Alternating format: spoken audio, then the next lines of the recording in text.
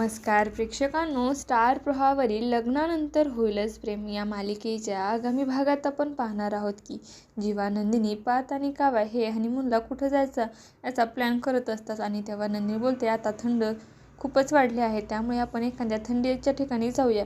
तर तिकडे आपण पाहतो वसुंधरा ही रम्याला बोलते, रम्या आता आपल्या हाती आलेले दारुगोळ्याने कधी एका दिवशी घरामध्ये आग लावते अशी झाले, परंतु ती आग लावण्यासाठी मला काडी मिळत नाही. तर इकडे आपण पाहतो सर्वजणी हनीमूनला कुठे जायचे याची चर्चा करत असतात.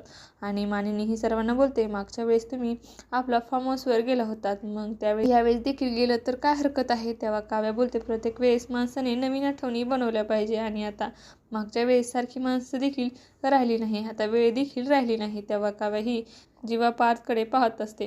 तर इकडे आपण पाहतो रम्या ही वसुंधराला बोलते, आपल्याला आग लावून काडी ही फार्म हाऊसवर मिळेल. फार्म हाऊसवर नक्कीच आपल्याला जीवा आणि काव्या यांच्या प्रेमाबद्दल काहीतरी पुरावे मिळतील. आता येणाऱ्या भागामध्ये वसुंधरा आणि रम्या कशा प्रकारे फार्म हाऊसवर जाऊन काव्य व जीवाच्या विरोधातील पुरावे गोळा करणार, त्याचबरोबर पार्थ, काव्या, नंदिनी आणि जीवा हे हनीमूनसाठी कुठे जाणार हे पाहणं अतिशय रोचक ठरणार आहे. तुम्हाला जर आपला व्हिडिओ आवडला असेल तर चॅनलला लाईक, शेअर आणि सबस्क्राईब करायला विसरू नका. धन्यवाद.